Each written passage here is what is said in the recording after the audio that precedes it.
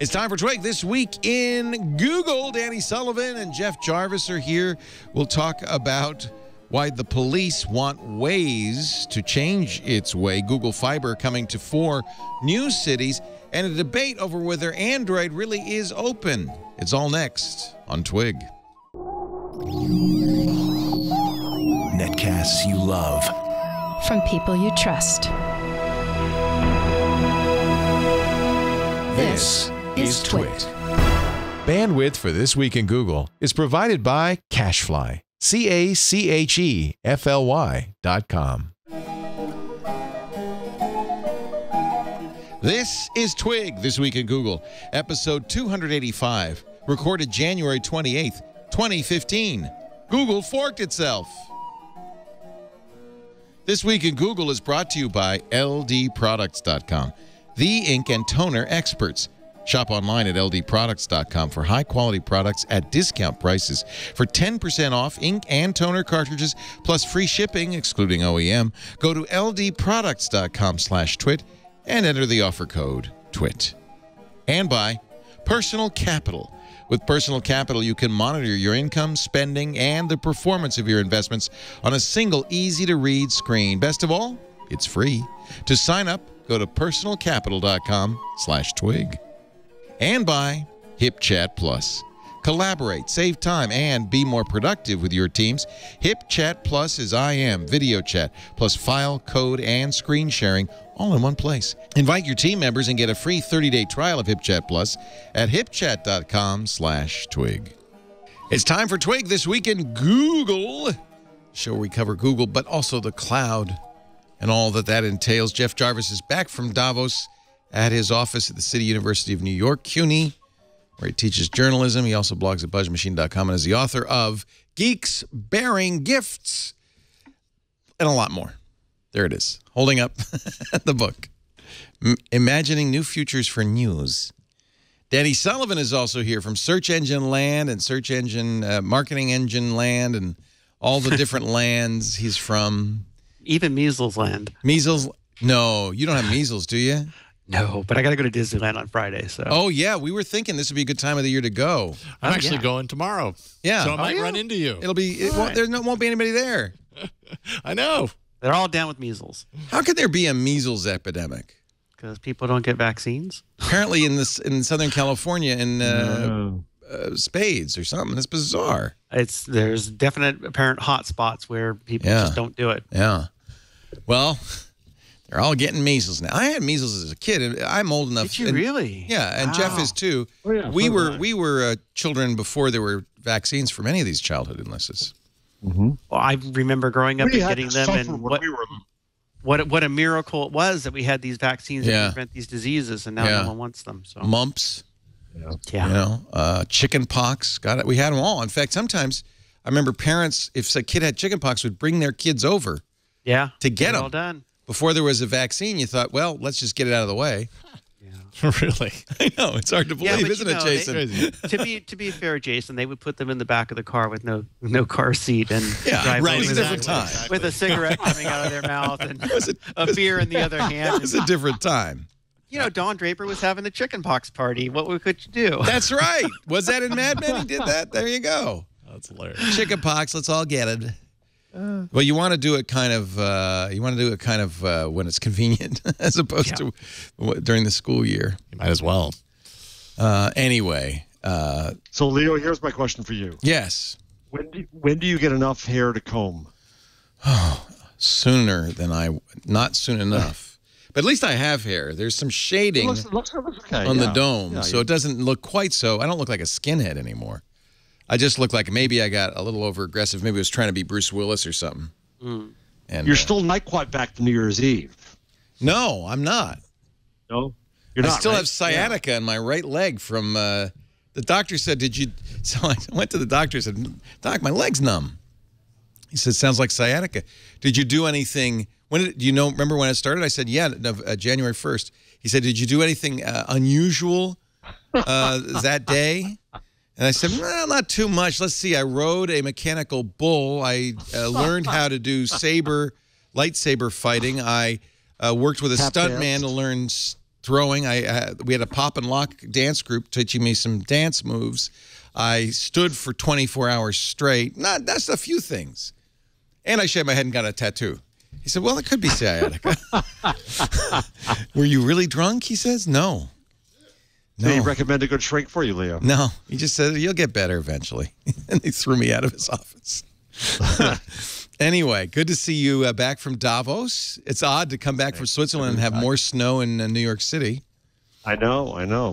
And I'm jet lagged now. But did you have fun at Davos? Yeah, I did in DLD before that in Munich. Yeah, it's a good week. It's an exhausting week. I had my roommate again this year was Bill Gross. Nice. I like Bill a lot. Which is cool. Bill's the greatest. Yeah. He is just the nicest guy on earth. Yeah, I love him. And a lot of interesting sessions, a lot of talk about publishers and Google and all that. Any difference from previous? So this is the World Economic Forum. And what is it exactly? It's a bunch of, as you call them, machers who got together. Yeah, it's 2,500 machers. And I sneaked my way in. I gave them advice about blogging 9 years ago, and they forgot to disinvite You're me. like the court jester. Yeah. We call it faculty, Leo. Faculty. I'm there to amuse and run sessions and things. But, how could you not go? How could you not once invited, I think you should go. Was Scoble there this year? No, it was weird. It was less of the big. There used to be the Club Hotel. The Club Hotel used to be filled with Scobles and other folks, and they're not there as much. More bankers, but that's their. So business. Maybe they've gotten over their fascination with new media, and now they're back to. Well, but then again, the forum is pretty amazing. It does everything in new media, and everything. It started publishing on Medium before Medium asked them to. Wow. It has stuff all over. They're pretty good at that. Anything new? Any new trends there among the top 1%? It's funny. Everybody asks every year. What's the mood of Davos? Thank goodness I didn't hear anybody ask that this year. I practically just did. So sorry. Yeah, what's the mood? Shrug. I don't know. Yeah. So it's not like they're all hot and bothered about something like HoloLenses or something. They're not going crazy all over that. Well, no, but Nadella did talk about that, and I tried to understand what the heck a HoloLens would look like in the world, but I'm not sure I cared. Yeah. Okay. There you go. There's your report from Davos. That's my really boring report from Davos. I think you're sandbagging. I think Davos is probably like the best party ever. You just don't want us to know. Mark Benioff throws a great party on Friday night. Google had a nice party with I can't remember Davos. Benioff's party. The Killers performed. Oh wow! I can't remember who was the Google party because I'm old. I forget. And it was cold. And a lot of talk about freedom of speech. Good. After Charlie Hebdo, a lot of talk about Google panic. At DLD, I met the new Oettinger, the new head of digital for the EU, and he's talking about reopening copyright all across Europe. That's going to be a lot of fun. A lot of talk about level playing fields and trying to disadvantage American companies that are now taking advantage of easier regulation. Well, and I say, why not bring the regulation down for everybody rather than rising it up for everybody? Just that kind of stuff. I never ask you this, but you travel more than almost anybody I know. Does you use a Nexus 6 now, or? And does it work well wherever you go? Yeah, except this time I tried in an emergency. The hotel Wi-Fi just was as good as non-existent. I tried in an emergency to, and I have the T-Mobile free band, AT&T Unlimited. Oh, AT&T, okay. AT&T, and I couldn't do the tethering. I couldn't make a hotspot. In Europe. You wouldn't want to. The cost of that would be prohibitive. Just for an emergency moment, I wanted to, and I couldn't do it. It wouldn't let me do it, which upset me. Yeah. But we're gonna have a story about Unlimited in the rundown later. Good. But we shall talk. I've actually briefly, maybe not so briefly, gone back to the 1+1. They had a deal on January 20th, I think, that for 2 hours you didn't need an invite. I said, "Oh, what the heck." And you bought another one. And I ended up buying another one because I've given my old one to Father Robert. Jason still has his. And coming back to it, this is a great phone. And I love Cyanogen. We'll actually be talking a little bit about CM11 and maybe CM12. I find that the Nexus 6 is better engineered on things like odd things like Bluetooth connections. The OnePlus One was flaky for me. Maybe. Yeah, I mean, it's not official. Actually, might as well talk about it now. According to Greenbot, Cyanogen wants to take Android away from Google. We do a better job. Let us maintain Android. Kurt McMaster wants to build Cyanogen, which, you know, so the history of Cyanogen is kind of interesting. It was originally a custom ROM that people would, you know, root their Android phones and put Cyanogen on there, and it was, you know, basically an AOSP version of Android that you would then, I don't know, quasi-legally download all the Google apps and make it a Google phone. Sorry, Google, I wasn't talking to you. Oh, do you need something? I'm here. Google, I'm ready. Google? What? You want some, boss? Don't get it wrong. Don't get it wrong, Leo. We're all right. Yeah. All Do you want me to look up something about Cyanogen? I can do that, you know. I'm right here. For you? Let's go for a walk. Okay? McMaster. And I think putting it on OnePlus One gave it some real credibility, because now it is the official operating system on at least one high-end Android phone. And frankly, those of us who used it, Gina was always very complimentary. I know you were too. Really liked it. So Kurt McMaster is saying he hopes to build CM into a full-fledged Android rival. He wants its own app store, a more open structure. Makes no sense to me. No sense. You're going to fight against another app store. Developers have to build for another app store. Well, that's true, but I do agree with him when he says that Android is really becoming a commercial product favoring Google services. And while there is AOSP, AOSP is the open source Android minus Google stuff, and no sane phone manufacturer is going to do that. Amazon is the best example of somebody who took AOSP and forked it and did without Google. Leo, the whole reason I use Android is because it is integrated with Google Plus and Google Mail, I mean, with Gmail and Google Maps and so on. That's exactly the selling point. Yeah, I think. But for you, if you were, you know, if you were in a developing country where you just wanted a cheap phone that worked pretty much as the way the iPhone does, but didn't come with that price tag, then you might not care that it has to work with Google. Now, this CM11 on OnePlus One has all the Google services on it. Yeah, but Danny, you're not saving money if it doesn't work with Gmail. Well, yeah, you're gonna save money if you're able to produce an inexpensive device that is not Apple's device, and yet it still can run popular apps. Does it cost anything for Samsung and others to make it a Google services compatible version of Android? They don't pay Google money. I don't think they pay to do it. You have to go through and be licensed. You have to get certified. But that's what, and I can't remember. I'm not going to be able to pronounce the name of the Chinese company. Is it Xiaomi? Xiaomi, thank you. But, you know, their strategy, I don't think, is that they're running Android, Google Android. They just seem to be running their own vanilla version of Android, but it means that they can produce a device that costs less, but is like an iPhone in a market where iPhones are popular but expensive. Hence the guy who, you know, comes through the airport with 800 of them strapped to his body, right? Well, if I'm Xiaomi, I also want to make a phone that is more Chinese-centric. Yeah, and so, you know, and if you're in China, it's like, I can't get Google search. Well, that's fine. I couldn't get Google search even if it wasn't built in. Doesn't matter. You know?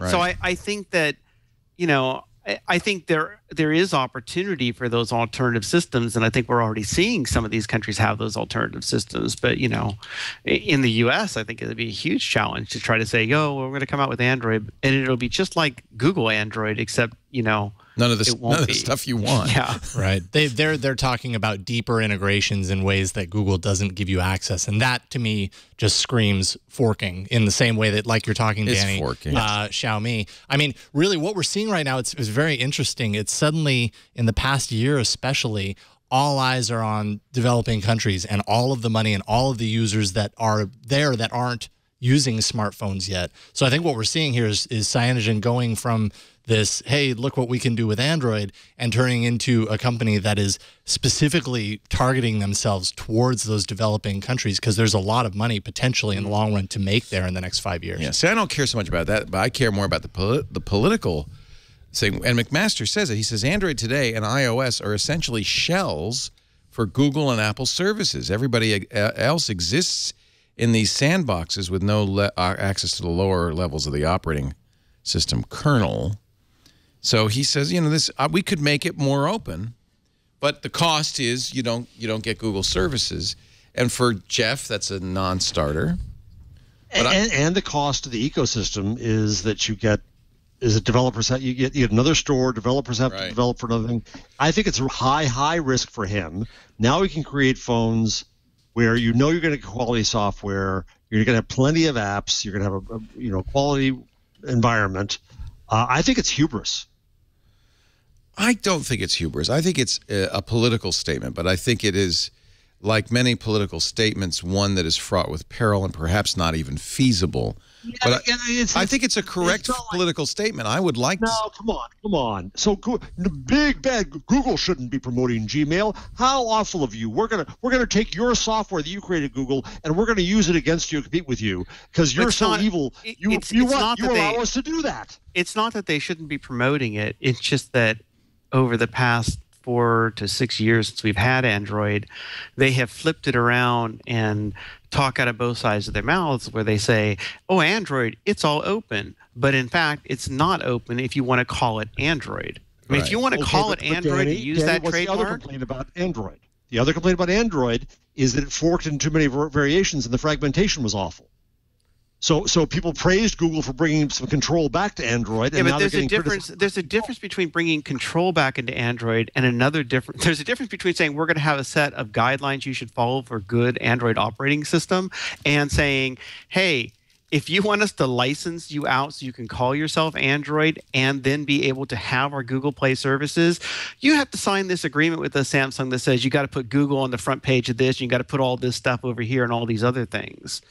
As opposed to all the crap that wasn't about making sure that we had a consistent Android experience. That was about making sure we had a consistent Google experience. But that's where I think you see some of the frustration that comes in. They want to play the open card, as Google often does when it sounds good, when they're competing against somebody who's not dominant, and they've done this many times. And then when they get dominant, it suddenly opens out the window. You've never ever seen. One last thing. You have never, for all that Google wants to talk about openness, you have never seen them say, "Hey, we should have the Open Web Index Initiative, where we'll have one big crawler, and everybody goes out there and gets this data, and then anybody can build search applications on top of it." Because they own that, so they don't. There's no sense in making that open. But I think you're mixing apples and kumquats there. That's a whole different question. If you just stick with Android. What I don't get is the attitude in the Cyanogen announcement. A company makes something. We're talking about Apple this way. Apple will lose crap, right? Or if they do at such a lower level of the toolkit that you can use, but it doesn't have any of the value. Google comes up with an operating. I'm in the position of defending Google again. I don't always want to be here, but you put yourself there, Jeff. It's because Apple made any. Yeah, because I agree. It's because Apple never made any pretense of saying, "Hey, iOS, it's the open operating system everybody can use." They never did that.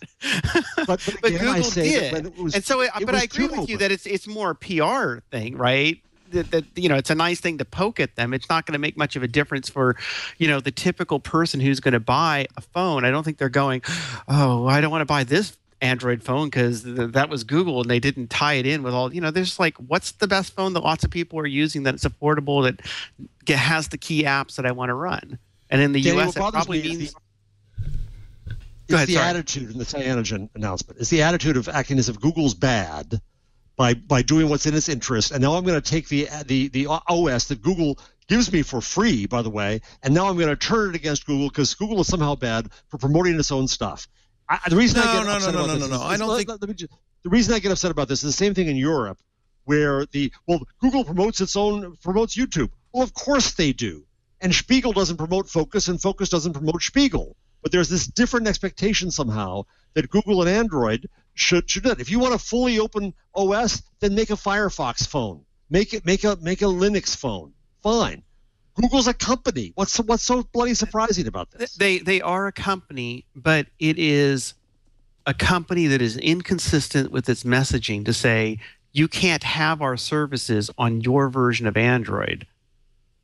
Right, and that's what they do. Quality. Because if you're going to create, hey, Android's free, everybody can use it.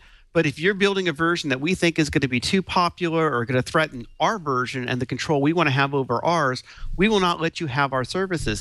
That is is going to be crappy, Danny. Or is going to be bad quality. What if it's really great? Well, leave it to the users to figure that out. If it's crappy, the users won't buy it. But to say I can't, do you think Xiaomi is crappy because it doesn't use Google? I wouldn't know. I can't get my hands on one. I don't know. I can tell you it's not. McMaster says, we believe 35+% of Android today is non-Google Android. Obviously, a lot of that is China, but we believe the trend is going to continue, that 50% plus of the market will be non-Google Android. He wants to capture 20% of that. We're making a version of Android that is more open. This to me is what's interesting. So, admittedly, by the way, and I acknowledge this, Cyanogen built on AOSP, which Google created in effect. Yeah. I mean, Andy Rubin created Android before there was Google, but then Google bought it, and it's been Google that's building it. So thank you, Google, for that. But I don't think that there's anything wrong with saying that we're going to take this open version of Android and make it and continue it and make it be better. I think that's all fine, Leo. I think that's all fine. What got me in the announcement was the attitude. It was the attitude of saying Google's bad for promoting Google's own products in its own product that we're also allowing you to use for free. I think it was ungracious. I think it was hubristic. I'm looking at his statements. I think that might have been an analysis by other authors. I don't. Well, he does say Android today, as I mentioned, is a shell for Google services. He says he wants to move away from Google. He's treating Google as bad. That's all. See, the notion of what Google now is can be taken to the next level because we leverage to other services that can become complementary rather than just Google's services. I mean, it's fine. It's just. I don't have a problem with a fork. The reason I'm sensitive is this European thing and I'm just back from Europe, where I hear all this crap about how dare Google ever promote YouTube. And of course, if you go ask for maps in Google, you'll get competitors' maps right up there. And it's just it's a ridiculous argument. The issue, and so people understand it, is that unfortunately, while there does exist this AOSP, this open version of Android, it doesn't have a very critical piece of the Google services, which most apps rely on, or many apps rely on to do what they do. So most apps won't work, or many of the apps you want won't work on AOSP without considerable modification. I think what Cyanogen is proposing, which would be great, is to provide an alternate set of services that aren't Google specific, so that developers who are writing, the next Siri or Instagram could have a choice. And maybe, if I were a developer, depending on how different it is, if it's a similar API, maybe develop both versions so that there's an opportunity. And, what he says is when you're a developer, you would like more options than just creating a stupid little application that inevitably gets acquired by Google or Apple. He says these companies can thrive on a non-Google Android. Well, I also hear developers complaining about having to write for too many platforms. Well, no, that's a choice. I mean, that's because they feel like, that you can make, look, there's Firefox OS. There are many other phone OSs, but Android's a pretty good OS. And the only thing that makes it not open right now is that without Google services, it's not complete. And I think if they wrote, as Luther in our chat room says, an API-compatible version of Google services, maybe that would be. It's funny because Oracle and Google are in a fight over whether an API can be copyrighted. This would be interesting to see Google on the other side of that fight with Cyanogen. Cyanogen duplicates Google's Android API, just as Google duplicated the Java API and is getting sued by Oracle. I think that would be a good thing. Nobody's making developers choose. It's just providing an alternative for somebody who wants a true open source phone system. Or mobile operating system. I like that idea. Boy, I didn't think this would be such a good conversation. No. Who knew? I was just touching on that, and I was going to move on. Anyway, we'll see. You know, I agree with you. I mean, Amazon did nobody any benefit by creating its fork of Android. It's good for Amazon. But what if somebody did create a fork of Android that was more open and designed to be open? I think that would be great. And obviously, Cyanogen thinks there's a way to make money off of it, which is fine. I guess they're a business. They have to. I wonder what the open source's community response is to this. Maybe the open source community is who should be creating an API. Wasn't there a case though where what was the deal with India where you couldn't do cyanogen? Cyanogen sold exclusively in one market. And they've talked. So Cyanogen shouldn't be on such a high horse. No. They're actually pissed off because apparently something happened they didn't expect. So the deal was, who is it? Who's the other company in this one? I can't remember. Jason Howell's the Android expert. Yeah, let's see here. It was it was OnePlus, and was it MediaTek? Or? Maybe, yeah, it was an Indian company.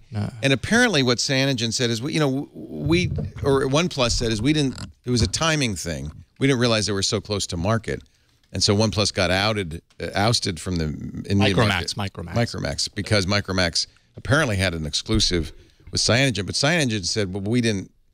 This wasn't our plan. All I'm arguing is, if you say you're open, that doesn't go for exclusive deals.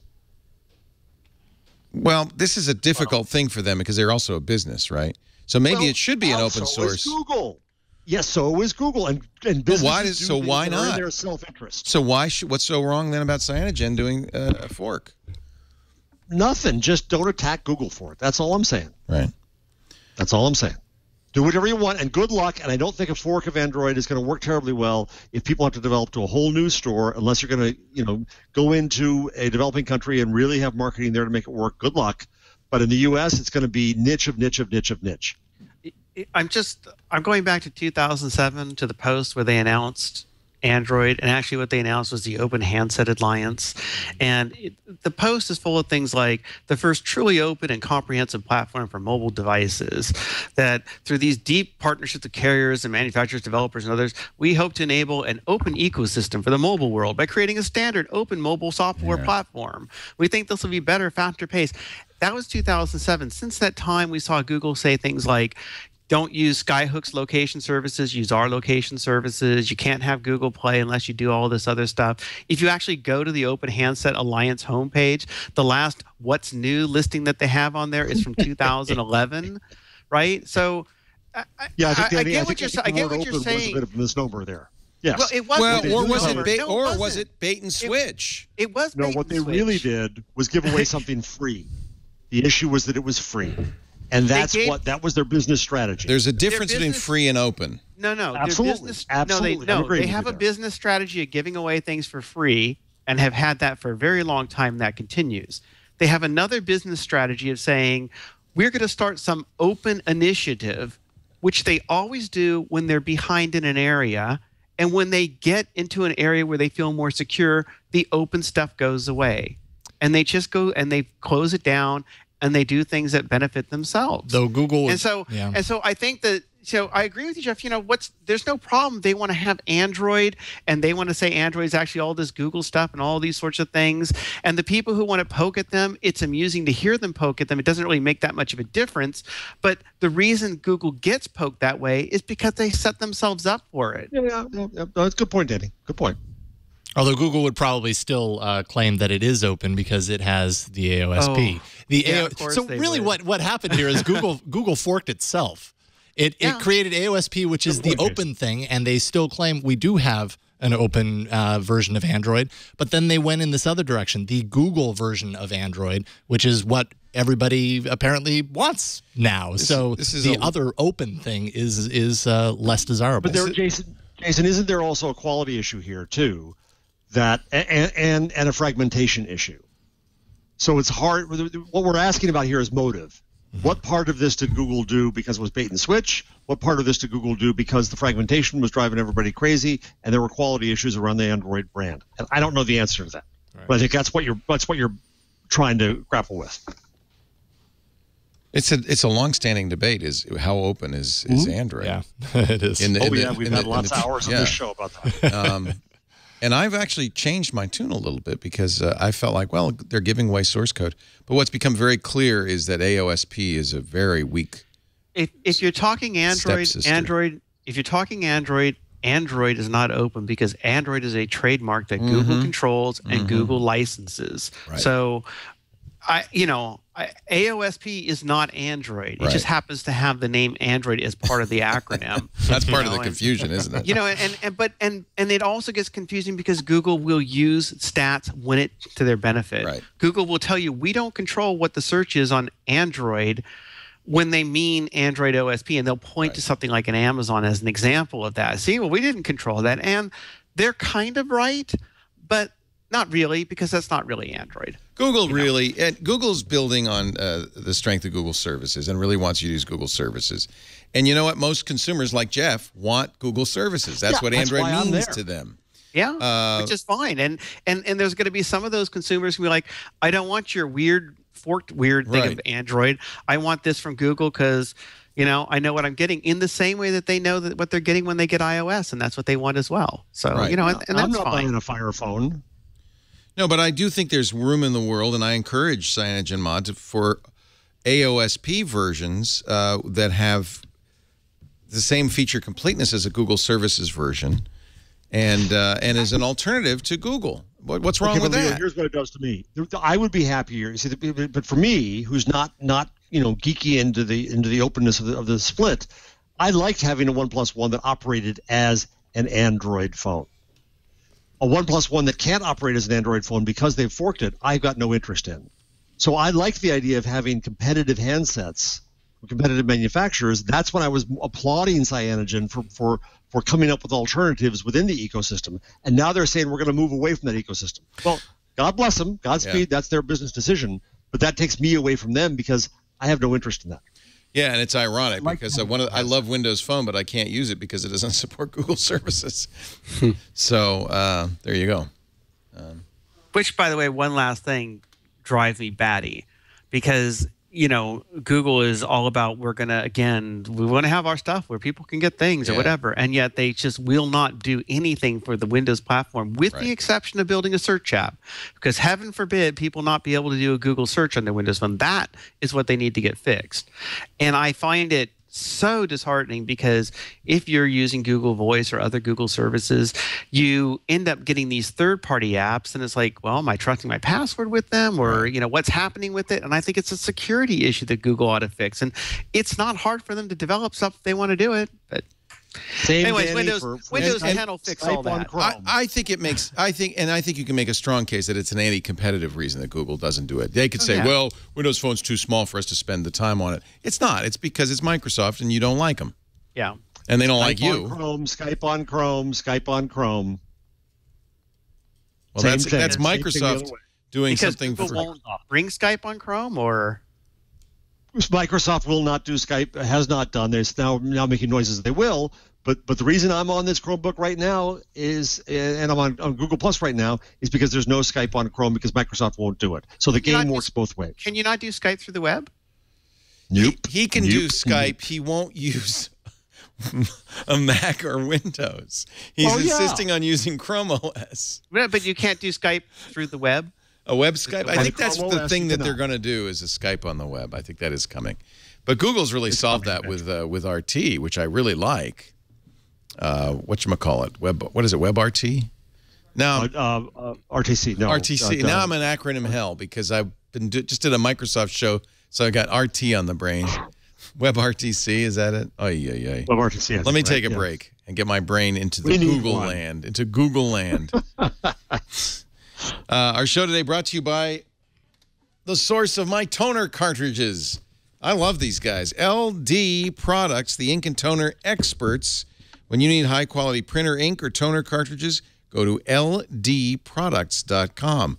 You don't go to a car dealership to buy gas, do you? So why go back to the printer manufacturer to buy ink and toner, especially when you know they practically give away the printer because they're going to ream you on the ink or the toner. LD Products offers a quality alternative at a fraction of the cost. In fact, some of these products are up to 75% off the OEM price. They do sell OEM cartridges and inks if you want to get them there at a very, very aggressive price. But I love these compatible choices. They've been in business for 15 years. BizRate customer certified, a Google trusted store shipping over 1 million orders a year. So these are big guys. You may not have heard of them, but you ought to. Not sure what kind of ink or toner? No problem. You could talk to a real person 7 days a week in their U.S.-based call center. Their customer service department is great. They talk to you like they're speaking to the CEO or the CEO's mom, even better. And all their products are risk-free with a two-year 100% customer satisfaction guarantee. You can return a product for any reason. So if you've been worried, if you've been thinking, I don't know, should I try a third-party cartridge? Should I try third-party ink? Give it a try. And by the way, these are remanufactured, so it's good. It helps the environment, keeps oil, plastic, and waste out of our landfill. And they operate out of a beautiful Platinum LEED certified building in Long Beach. That's where the call center is, the warehouse, the headquarters, 110,000 square feet of ink and toner. And it's Platinum LEED certified. That means it's very eco-friendly. There it is. LD Products, they've got your printer needs covered. Remanufactured, compatible, and brand name products. But if you get the remanufactured, you're saving. You're doing your little bit to save the earth. Get 10% off ink and toner plus free shipping, excluding OEM, when you go to ldproducts.com/twit and use the offer code TWIT. ldproducts.com/twit, offer code TWIT. We thank LD Products for their support. And they're great toner cartridges. I love these. Never buying the manufacturer's toner again. This is for our HP, I think. Yeah. Have you read Zoe? We're going to try to make sense of this. I've been trying now for a week. We talked about this on Twit. We've been talking about it on Mac Break Weekly. Zoe Keating. She is a cellist who amazing cellist, an incredible artist. She does a lot of beautiful music, and she has been using YouTube for two things. One is she puts music up on YouTube, but the other is there are thousands of people on YouTube who are completely legally using her music. She encourages that as background. In fact, the Game of Thrones special effects reel is done with a background of Zoe Keating cello music. So it's very popular. She does that by turning on Content ID. That's the Google automated thing that listens to everything that's uploaded and says, oh, that's Zoe Keating's song, notifies her, and then she decides whether if she doesn't like it, she says, I only issue a takedown if it's hate or something really horrific that I don't want to be associated with. Most of the time, what she does is share in the monetization. So if somebody's got ads on their YouTube video, she'll get some of the revenue from that. She says that's a significant value to her. Most of her music income comes from stuff she sells on iTunes.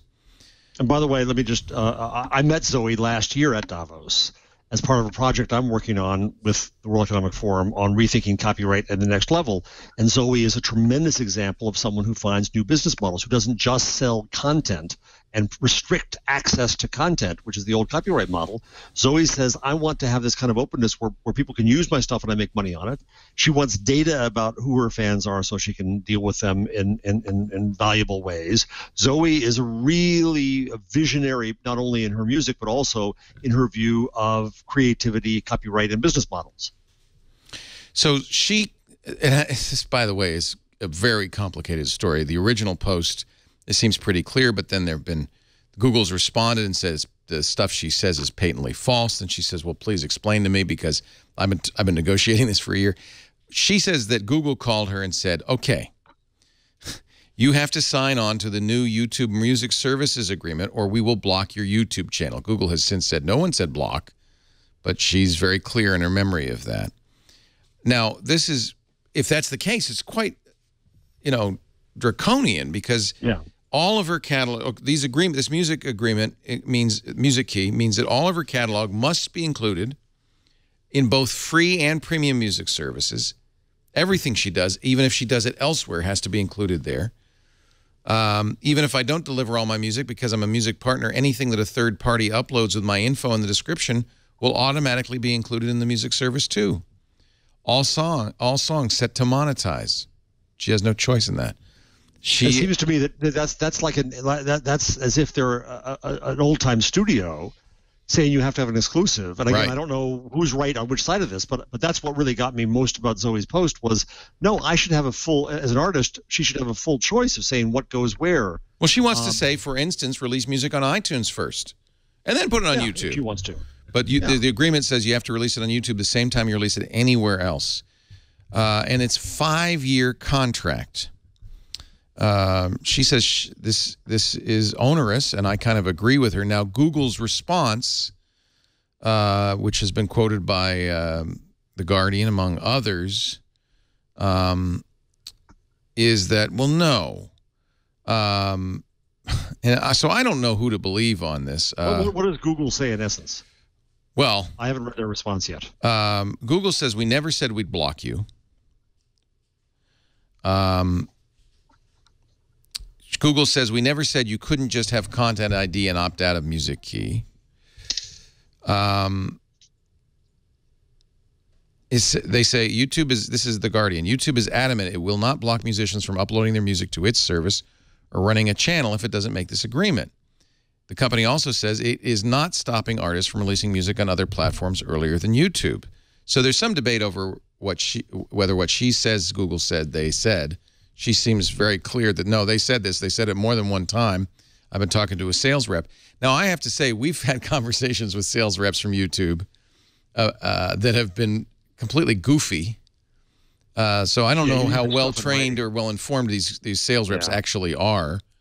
You know, I mean, my experience talking to YouTube, we wanted to get on YouTube Live. My experience with that was not positive at all. We just threw up our hands and said, never mind.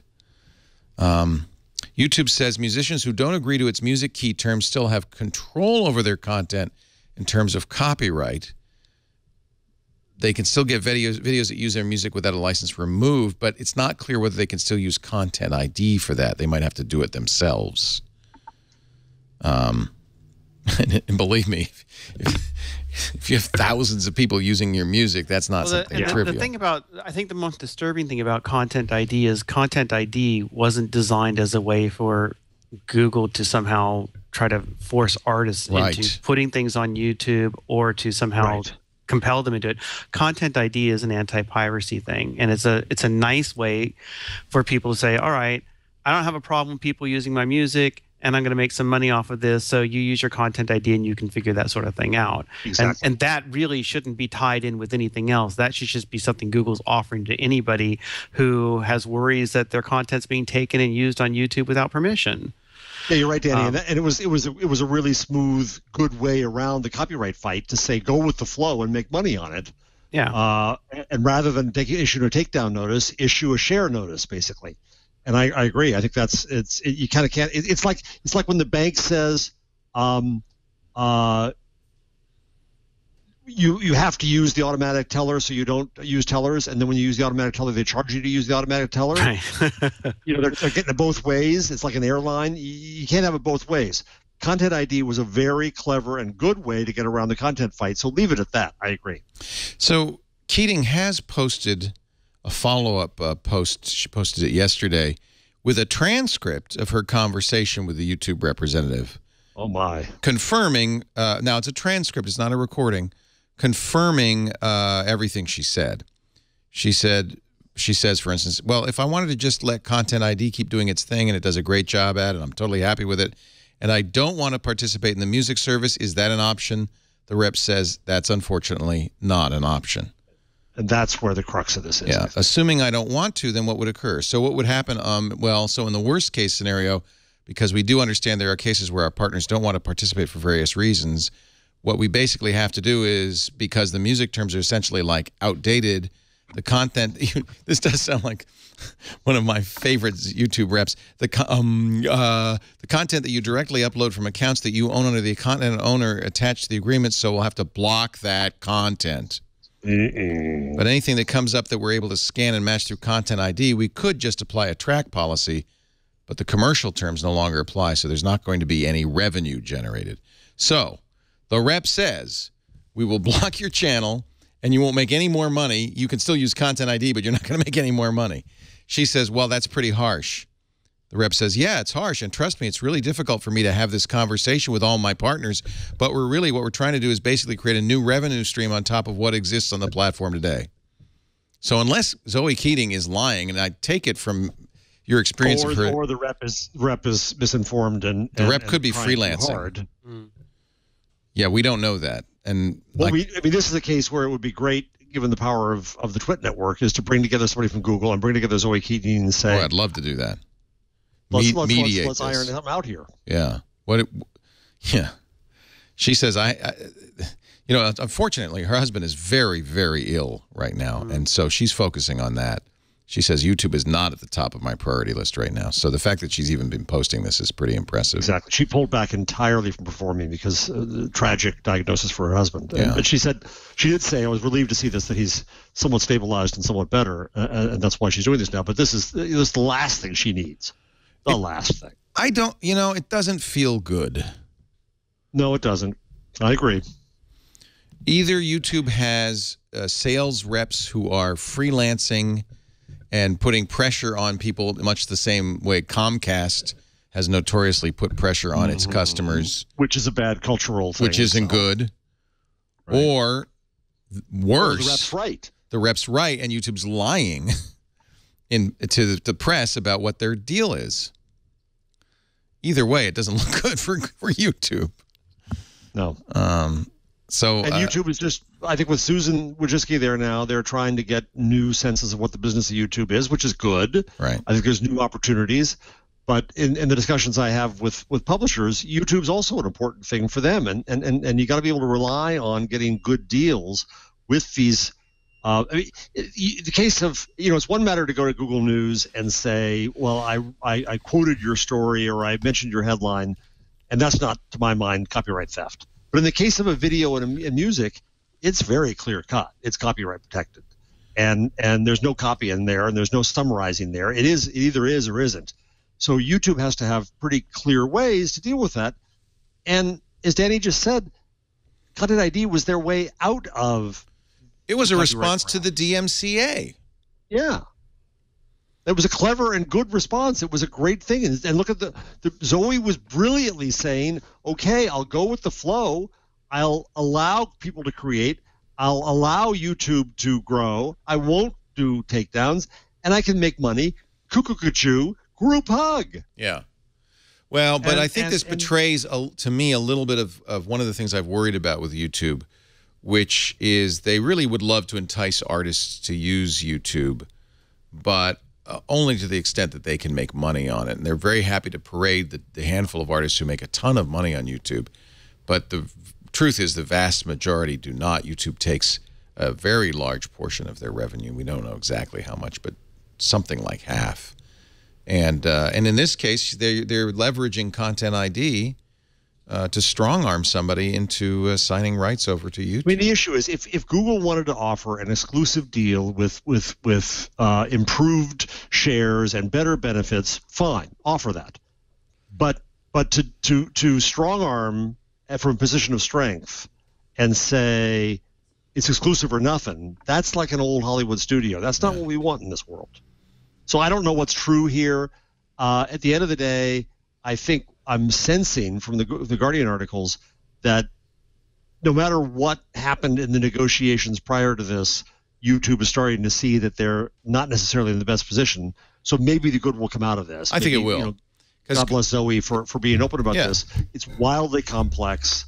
It's just YouTube bad PR. should sit down and figure this out, and there's no reason to end up at war with artists here. Right. Their desire in the end is the contrary. Their desire is to have tons of artists come on YouTube and succeed. You nailed it with the old media, because the old media really sees content creators as a gold mine to be mined, as a field to be plowed, not as partners in any sense of the word. They're just, they're good for making us money until they're not. There's always been, and I've, as a long-time player in old media, I know this. There's always been this antipathy between the owners and the content creators, and if they don't like you, and they like you just long enough for you to make them money, and after that they get rid of you as quick as they can. And I would hate for YouTube to be to treat creators that way. They've certainly made noises in the opposite direction, but now it looks like they're not. At DLD, I interviewed Samir Arora, who's the CEO of what is now called Mode Media, which part of which is Glam.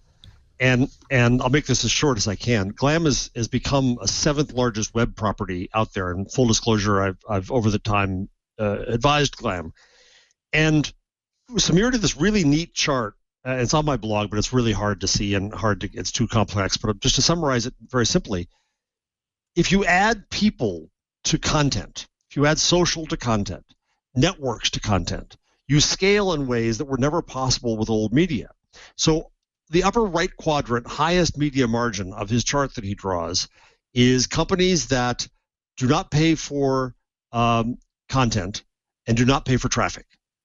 Then below that, a slight bit, is companies that don't pay for traffic but do pay for content on a revenue share basis, which is to say when it makes money. And in that, he puts YouTube and Glam. They share revenue when it makes money. And then if you start going down the chart and go to the lower left, you get to old-time media. No, that's the bad chart. That's a very old chart. You get to very old media companies. I think it's the third one down. Good, because that looks like cancer. I don't like that chart at all. Exactly. This one. Go.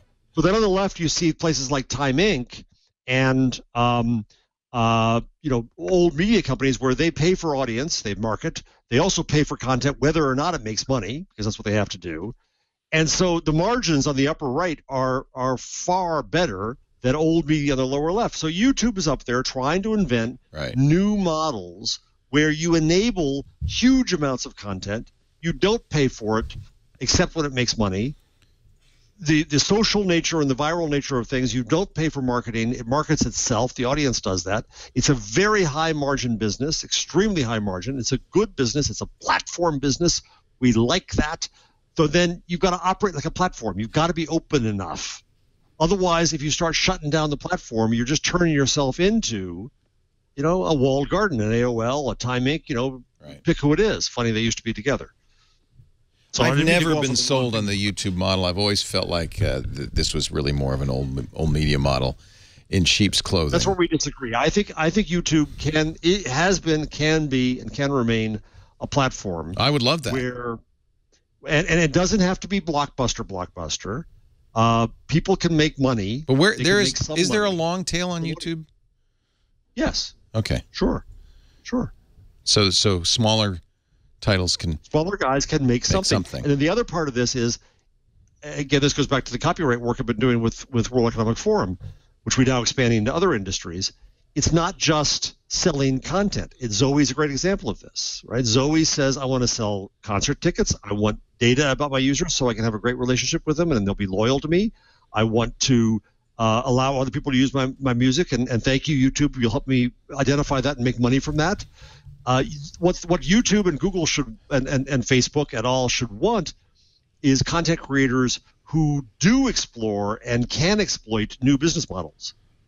Because if they find themselves supporting only the old business model of owning and controlling content, well, then they're back into the clutches of the old media companies that, especially in Europe, are giving them hell. Yeah. So the more you encourage and enable multiple business models, more flexible legal and technical frameworks, the better off you are. So YouTube in the long run, I think, is smart enough to see that they want Zoe Keating to succeed. They want many Zoe Keatings. It's better off if they have a bunch of Zoe Keatings in addition to some Warner Musics. Well, I would hope they're smart enough. They don't seem to be their actions don't seem to be living up to that, but I would hope so. And it'll be interesting to see. We should. The way this resolves will tell us a lot, won't it? I used to have an old city editor who had a tickle file, as he'd called it, and he'd put something in a file and say, in 6 months I'm going to look this up, in 3 months I'm going to look this up. Yeah. This is a story where we should vow, Jason, if you've got a calendar, to put this in here. We should come back in 2 months and see what's happened with this one. I would hope that this is not a similar case to the Android conversation we had earlier, where YouTube goes, it's open, it's free, it's wonderful, and as soon as they get you in their web, boom, we got you. I would hope that this isn't a trend. They're different.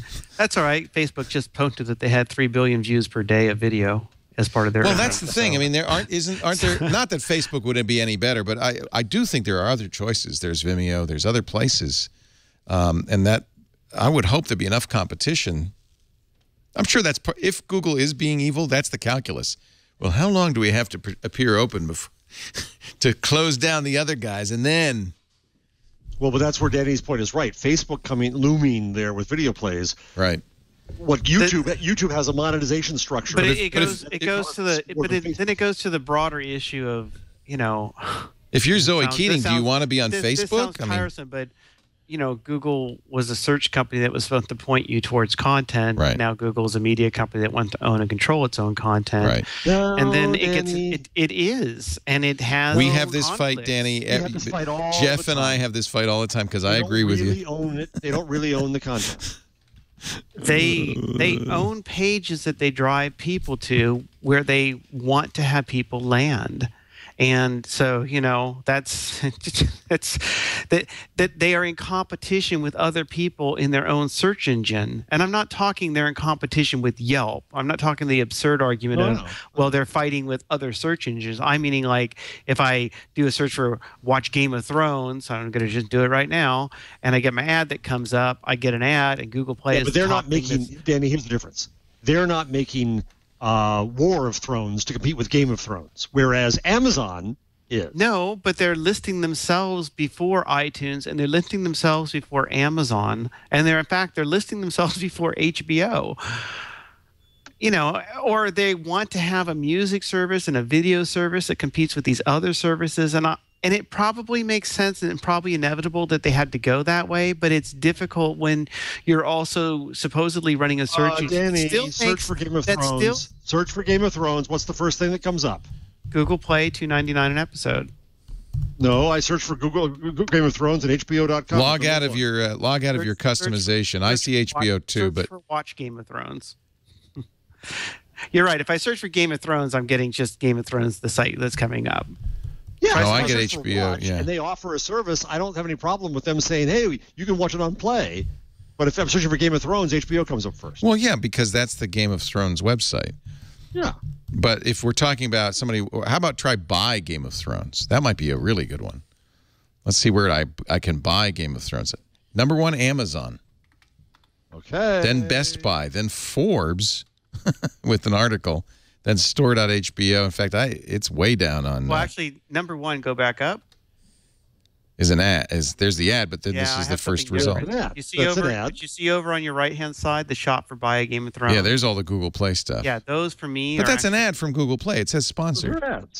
It doesn't matter that it's an ad for Game of Thrones. It's still them. Look at it. It's Google Play's coming up. It's also prettier, by the way. Danny, go well, to that's HBO, a conflict of interest, Jeff. Homeland up there. That's a classic conflict of interest. Well, HBO is not going to put Homeland up. They're a company. They do what companies do. No, because Showtime makes it. I'm so surprised at that. That's all. Again, I know I'm coming off like a fanboy, but it's not because their business, which they make most of their money off of still, is providing people the ability to locate information across the web in a manner that's supposed to be untrusted.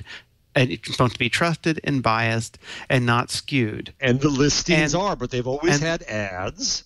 They have had ads, but they also have their own content that competes with other people. And it's like... It's not really it's not really content. They don't have War of Thrones. They don't have their own show. Well, what if they Google, don't own shows. And I would imagine this is just around the corner, does as Netflix, Amazon, and others have done, and starts making its own content? Would that change your tune? No, because then Danny's going to come back to me and say, nah, I was right. And he would be right. I'm right because they haven't done it yet. Okay. I don't see a difference between them. We don't make the content and we sell host it. The content. Right. They have destinations. That's the thing to me. Do they have a place where they're trying to send you that's back within the Google network as opposed to sending you outside of Google? And when they started... It would be cleaner. They didn't have things. It really would be. You can't disagree with this, Jeff. It would be cleaner if Google were just a search engine. That they do muddy the waters a little bit by having... Well, but we get into that, Leo, right off the bat. When I ask for an airline and they give me the airline data, then the airline industry says, Sabre and people like that say, well, you're screwing me.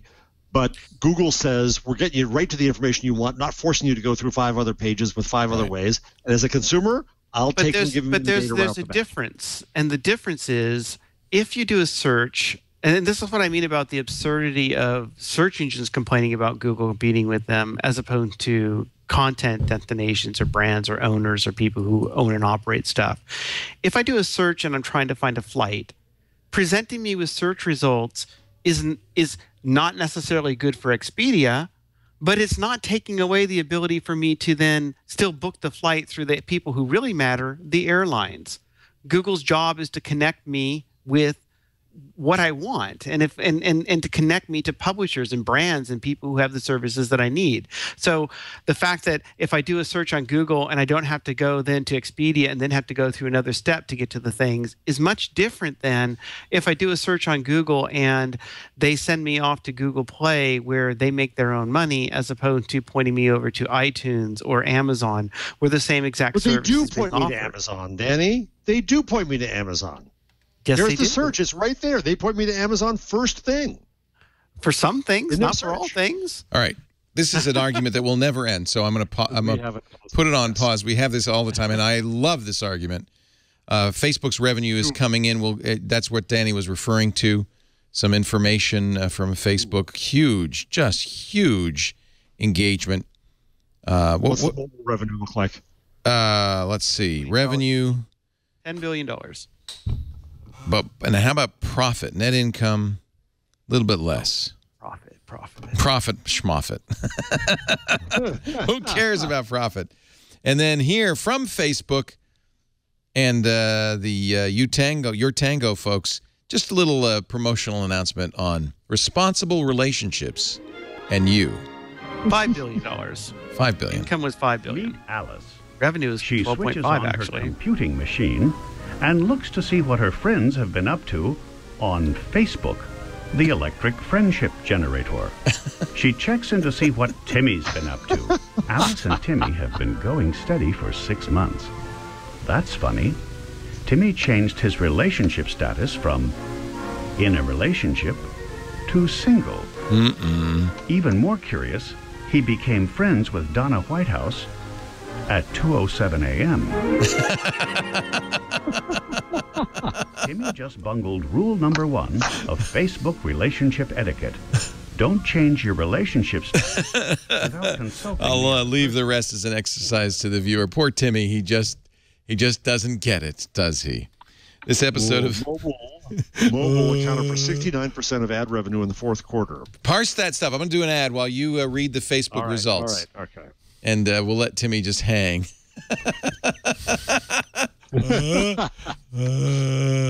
Shame on you, Timmy. This episode of Twig brought to you by Personal Capital. I love Personal Capital. In fact, I know somebody who is finally fed up with their investment advisor. She was saying, I lost money this year. This is like one of the biggest years in the stock market. I lost money. I'm moving it all to Personal Capital.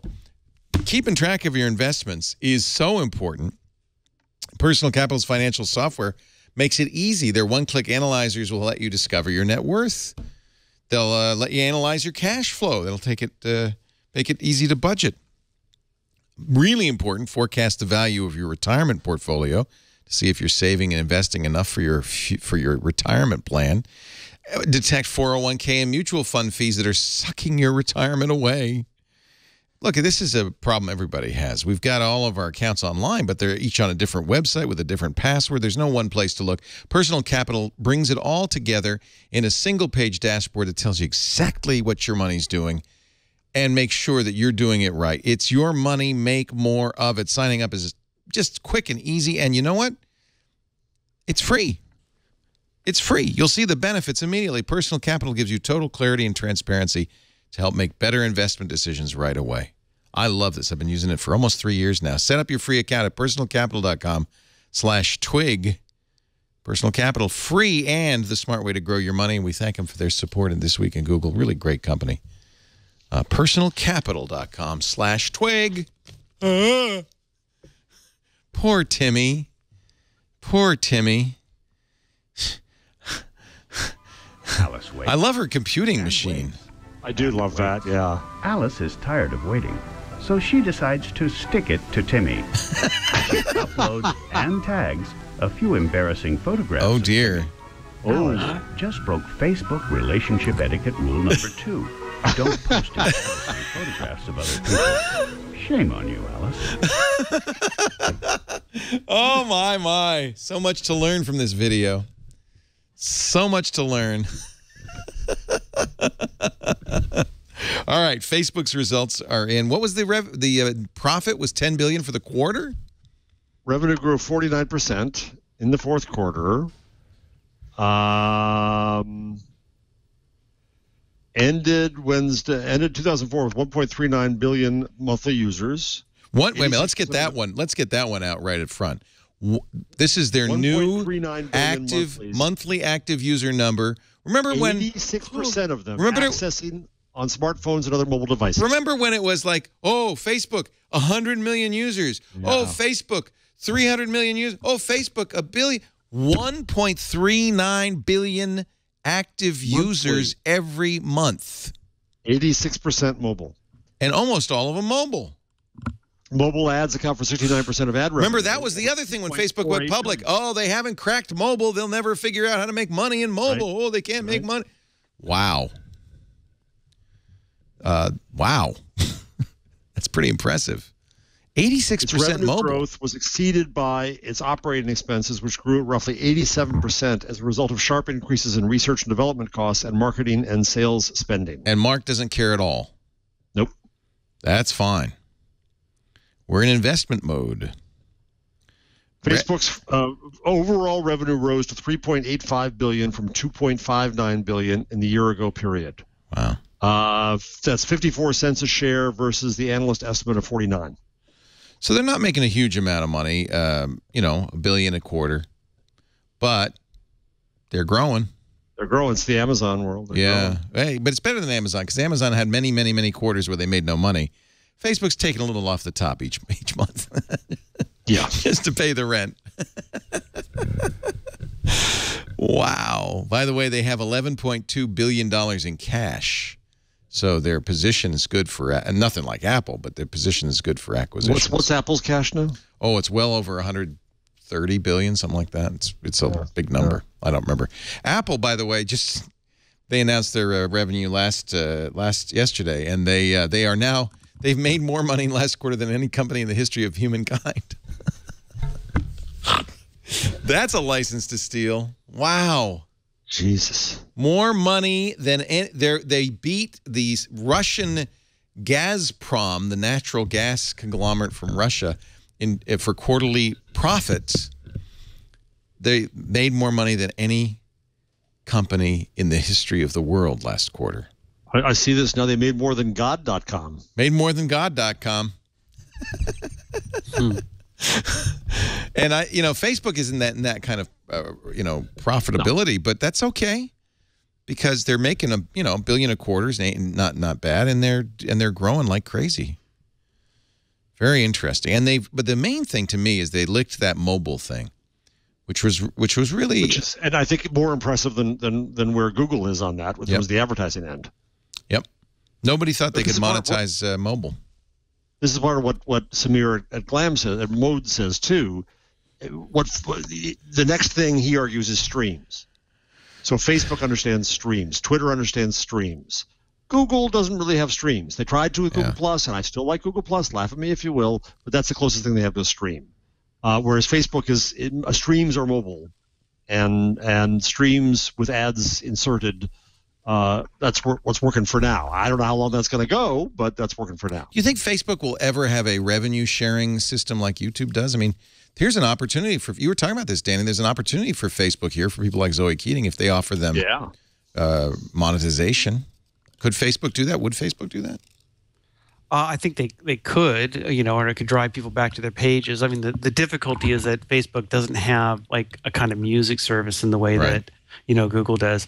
And I think one of the things that kind of saves Facebook from the issues that Google has had with YouTube is that you don't typically go to Facebook, I think, and do your searching for videos. In fact, I have to go back and look and see if video works, right? People go to YouTube because they think, I want to hear this song. So you search for it, you find the song, and you play it. And Facebook is much more about video discovery and pushing out the videos that they want. So they could make Zoe a star if they decide they wanted to make her a star by saying, great, let's make sure we're pushing more of her things that are out there. But it's certainly giving, people who are doing videos a new area to be exposed. But I still think it's a bit different than the way people sometimes find things on YouTube. And of course, you have people who tune into YouTube channels just because I want to hear this from a particular thing. And of course, Zoe Keating does have a Facebook page, and you can like her. But there's no rev share back to her. It's purely promotional. But there is an opportunity there. Danny and I were at a conference called Newsgeist a few months ago where Danny was brilliant. And one of the things we talked about there was putting content in containers so that you can embed it. And if you could embed something onto Facebook and onto Twitter and onto Google Plus and keep your business model at some level with that, then I think that opens up a tremendous amount for content creators across these services. Now, will the services do it? One thing we talked to Google about at that meeting was saying, well, Google Plus, so it's not taking the world over. So you can sorry, my lights went off. You could use Google Plus as a way to kind of push Facebook and Twitter a bit and do best practice with content creators. Ironic, given the discussion we just had about YouTube being an embeddable content container with a business model attached. It kind of is the model for that. And what I would hope is it could be used elsewhere, including even at Facebook. What is this thing that you said they would use? Well, you and I talked about when we were at that session about what could Google do. At Newsgeist, there was talk about basically embeddable content containers. Google Plus. You just invented Google Plus. My God, you're a genius. I know, I'm just being annoying. But yes. Jeez, I thought you were a nice guy, Danny. I just wanted some Google Plus hate. It's been a while. It's really trouble because video just doesn't express sarcasm well. No. So it's not your fault. No, America doesn't express sarcasm. It's interesting when I go to Zoe Keating's Facebook page and her about, it says her webpage is twitter.com/Zoe Keating. Zoe Cello. So maybe this is a lesson that we all should learn. You need a website. Is that really old school, old fashioned? No. For goodness sakes. Everyone should have a website with your own domain name. It's like, do you want to have your own phone number that you control? Actually, she does, because her blog posts are all on ZoeKeating.com, so I take that back. She probably does, although it might she be doesn't on list Tumblr, it. But, It's Tumblr. Is Tumblr like having your own website? Not if it says Tumblr.com after your own name. So then, here's what happens. In, 5 years, Tumblr crashes, somebody buys it, it goes all GeoCity, and your home is gone. You need to have... And on Tumblr, you could be ZoeKeating.com, and you should be. Because then you could redirect. Wherever you want to go. Yeah.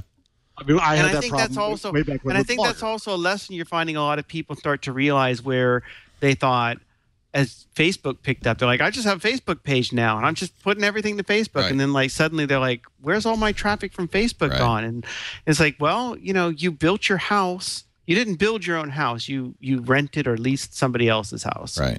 So and they could take build it your away. own house and set up your franchises where the traffic is. I agree with you, Danny, but there's another argument made. If you look at what Andy Carvin has done under the Omidyar, it's impressive.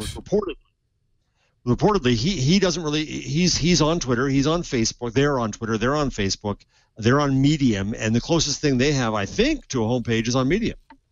And you know what? People on Medium are going to discover the same damn thing. They're going to go off on Medium because it's all hot and it's all the new Tumblr or whatever. And down the line, they may be like, oh, I actually want to move to the next hot thing. But let me ask this. If you have, as Zoe... You kids, what happened to us? But let me ask this. If you have, as Zoe has, Zoe Cello, at Zoe Cello, 1 million followers on Twitter, don't you always have a channel for saying, oh, I'm no longer on Tumblr, come to this site? I mean... You do, but you've got people out on Tumblr who then have to find you. And by the way, all those links that people started pointing to your thing go away. And, Google kind of cares about that. Oh, you want those links. Well. Yeah. So it's not hard to have your own home in most places. And it can live on Tumblr. It just needs to be... And you can still be on Tumblr. You can still say, I want to have my Tumblr, and I'm going to post over there and point you to my main thing, or however you want to do it. Although, I get that it can be a headache for some people at first.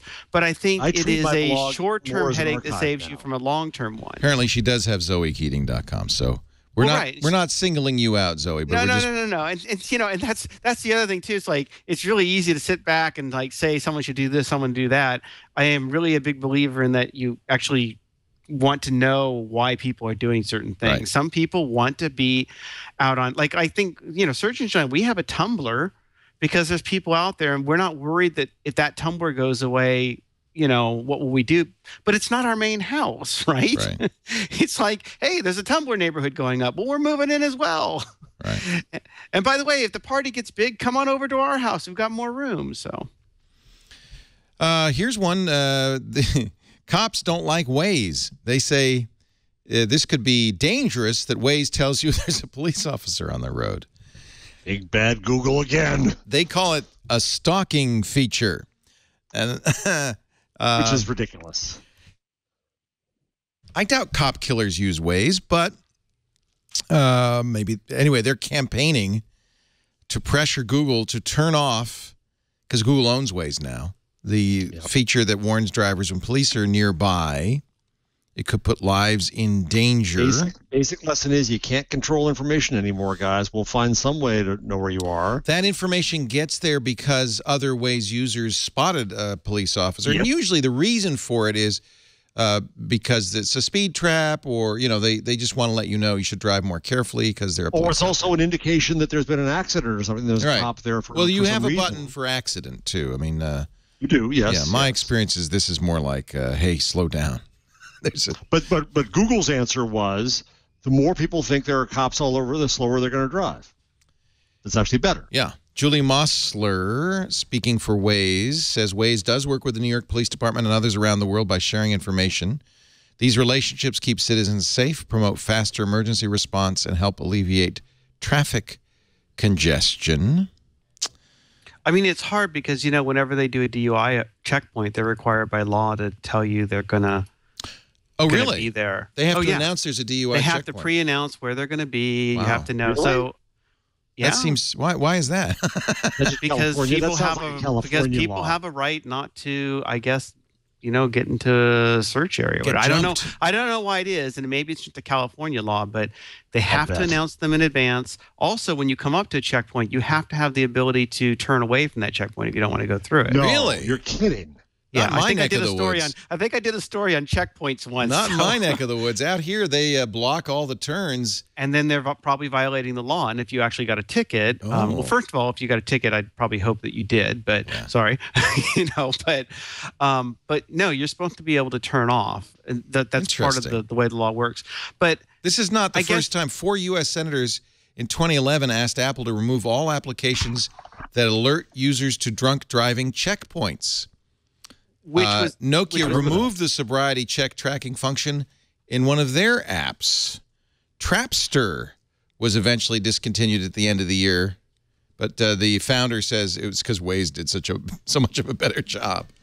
I understand police would be nervous about this. But, you know, if you were going to, I mean, you can totally understand it, especially what happened in New York. And, you know, my first initial reaction when I saw that was like, wow, yeah, that is scary. And then if you think a bit more, it's like it is not difficult for you to figure out where police are without having to, you know, if you're going to go out trying to find a police officer, you probably don't need to rely on Waze to figure out how to do it. But the truth is people don't just have guys who are on patrol in there. The truth is they're putting up speed traps. Right. And God help me again, Google has a point that you know you end up slowing down. The cops don't get to zap as many people, but if people are actually going slower, it's better. Well, when we get the auto-driving cars, it won't matter because then nobody will be speeding and it'll all be good. And they'll report on all your movements, and then we'll have a privacy crisis, and that'll be the world. I believe that's Grizzle.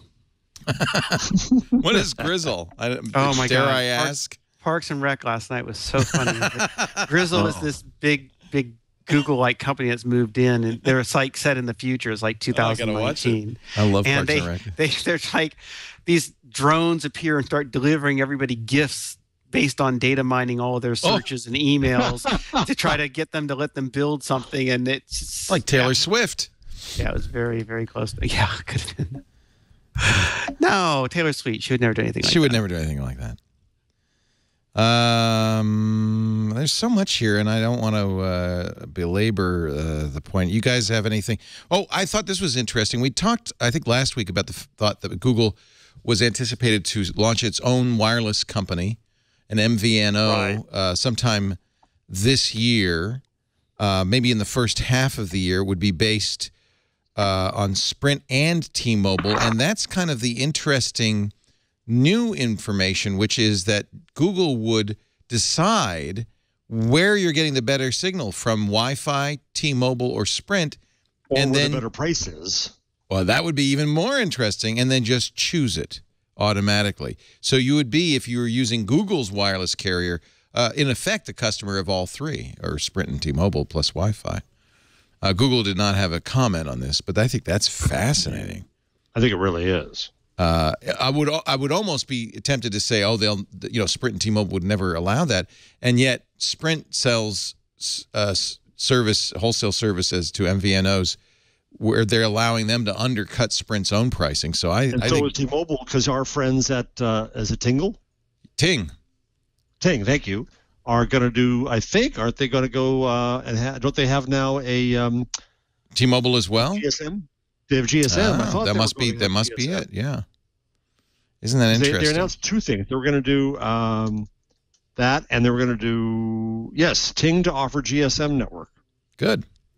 Well, I like this idea. I hope Google does it, because that'd be great, right? You just get whatever because that's my concern about Sprint in general. Is here, Sprint's fine in some places. It's not great around here. Be nice if it could switch off. Yeah, that would be. Who wouldn't want that? And if you go to India, every phone you buy there has dual SIM for that reason. Yeah. Not here. The other story there that I think is really, really important, and since I have a grandfathered unlimited AT&T plan, the FTC just said that unlimited means unlimited. It's enforcing the damn dictionary. It says unlimited with throttling does not count. Now, unless when you get into the article, unless you made it clear. Yeah. I tell you, I've gone into stores and said, wait a minute, unlimited, does that mean it's unlimited? I can get as much as I want? Yeah. Will you slow me down at any point? No. Totally fine. AT&T and Verizon both have stopped offering unlimited data plans to new customers, but unfortunately, they can't get Jeff Jarvis to leave. There are a lot of people holding on through all sorts of loopholes to their unlimited service. This came actually out of a case with TracFone. And in fact, if you were a TracFone customer who purchased an unlimited plan and was slowed down, you may be eligible for refunds. According to the FTC, the TracFone generally slowed data service when a customer used 1 to 3 gigabytes and suspended data service at 4 to 5 gigabytes. The case is about, and it is the FTC, let's face it, the case is about false advertising. It's not about throttling. We're not challenging throttling in and of itself. But they should just do it, because I don't know how the FCC I don't know how they can go through and say, oh, unlimited is not unlimited if you throttle, unless you make it clear to people that you will limit their limited thing, and then it's okay to still call it unlimited. No, but unlimited just means we're not going to limit the number of gigabytes you get. No. Unlimited means you don't limit. Exactly. By definition, unlimited means you do not have limits. It's like saying, uninflated means it's inflated, but only partially. Okay. Or, I like it.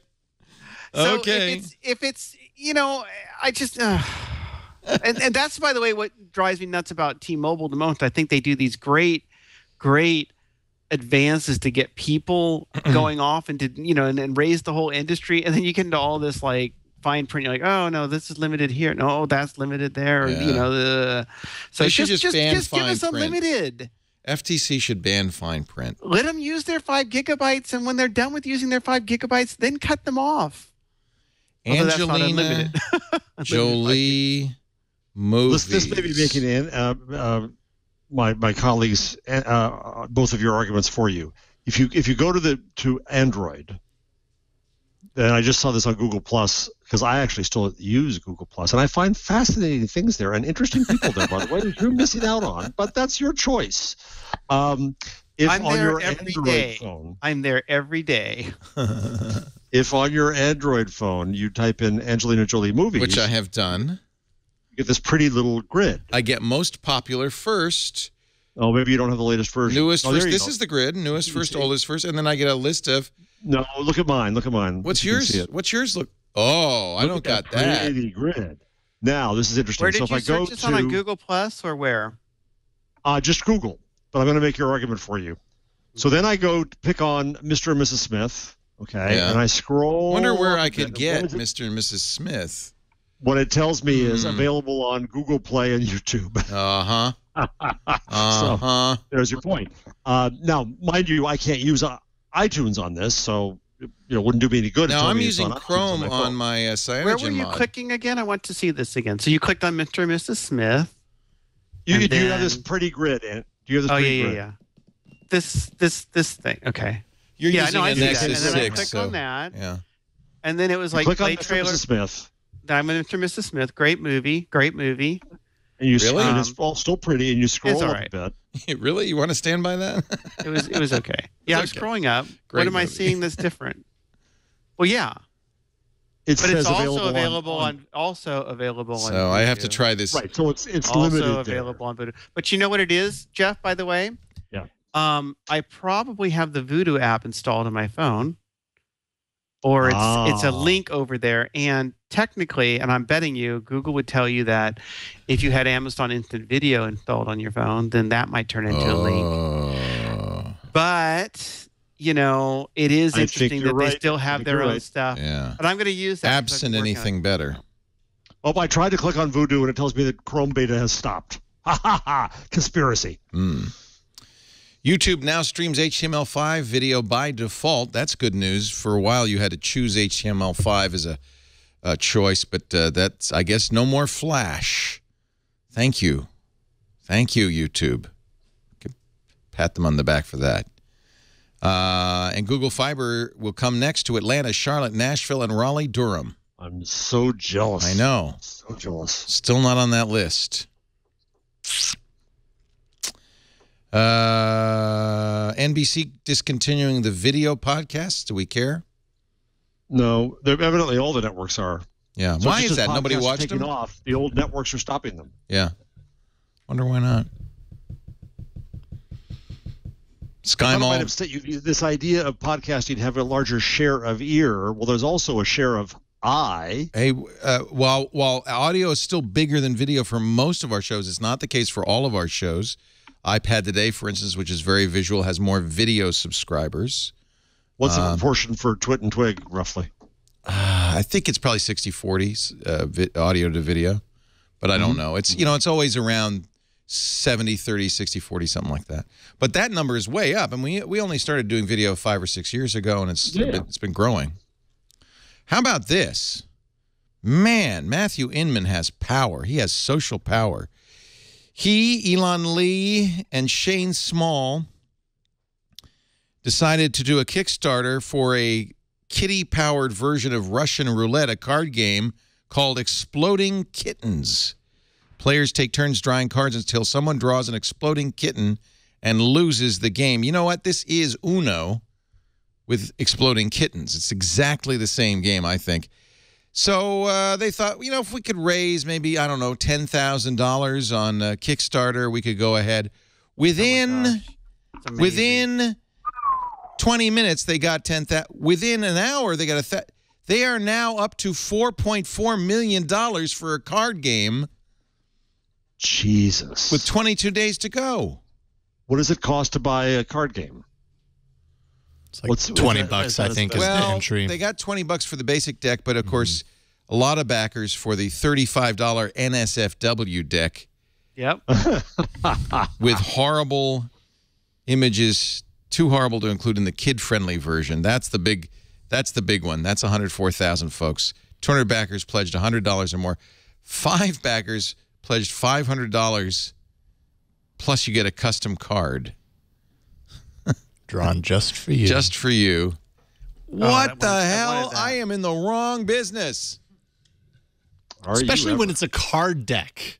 A card deck. I mean, I realize there's what? Profit. Yes, exactly. It's just pure profit printing that stuff. Profit. This is like, we would like to print money. Would you like to buy in? For every $5 you give me, I'll give you a $1 bill. Now how much would you pay? Oh, that's what you should do. You should do a card game that's made out of $5 and then sell it for $20. For $20? Yeah. Unbelievable. Like, your card game would be like a $5 bill all cut up, and then it's like, who can put it? Oh, I'm thinking about stuff.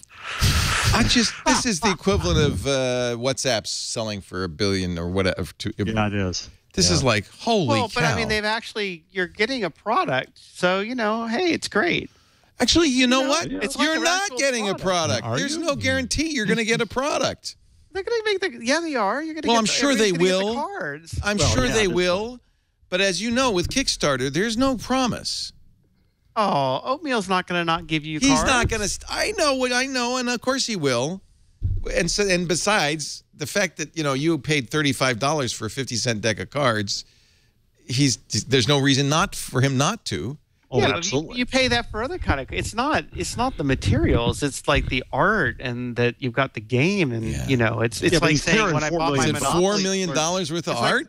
Yeah, but it's like saying when I bought my Monopoly board for $15, that actually cost me $15. I think people are really tapping into the kitten hatred movement, and we really ought to investigate that.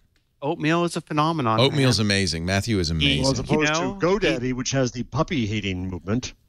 Really? Is this their Super Bowl commercial? There's 2 puppy stories. There's that plus Uber tomorrow for $30. Now it's all devolving. No, go on. Sorry, it's a great ad. Okay, so the GoDaddy ad, this is going to be their Super Bowl ad. At least it's not. Was going to be. It's not some sexy thing. I mean, they got away from the sexist stuff. You gotta go find the Budweiser Super Bowl ad that's out now and play it, and then we'll all be very touched. And then go find the GoDaddy puppy ad, which is funny unless you don't agree with. I think it's so last year. So remember, GoDaddy ran those very sexist ads. The kind of where you have the geek being kissed by the supermodel. Yeah. And then girls, less supermodel, and then more porn star, but yeah. Yeah, and then last year they got new CEO Bob Parsons said goodbye. He took his elephant gun and rode off into the sunset. And then the new guys last year, there were women in their ads, but they were all web entrepreneurs. Apparently that didn't really make it, so they're back to controversy, but not sexism. Let's watch the GoDaddy Super Bowl ad. A dog being dropped off, running just by the road, sad. It's raining and he's cold. And wait, here's a barn. Look, it's Buddy. I'm so He's glad you found his way back. Because I just sold you on this website I built with GoDaddy. Ship them out. Oh, God. Oh, God. Well, I guess they said, hey, controversy. We don't have to be sexist. We could just. Oh, play us the Budweiser one now. Come on. You want to get the bad taste out of your mouth? Yes. You want the Budweiser one instead? Yeah, sweet. This is, I think, what they're making fun of. Right? Wait a minute. No, that's. It's just weird that the Budweiser ad actually came out today, I think, and theirs came out yesterday. They must have known, right? Yeah, maybe. Maybe they knew something. Here's the Budweiser ad. This will make you feel better. This is the inspiration. Little doggy running out of a barn. Wasn't this last year? No. He gets in the horse carrier. But the horse carrier. That guy should not be allowed to have animals. No, he's very bad. I think we've declared, right? He's very bad. The dog is lost because oh no, it's raining. There's the Clydesdale. He's sad because he lost his dog, but at least he's got his horse. Wait a minute, the dog has come back to the barn. The Clydesdale spots the dog.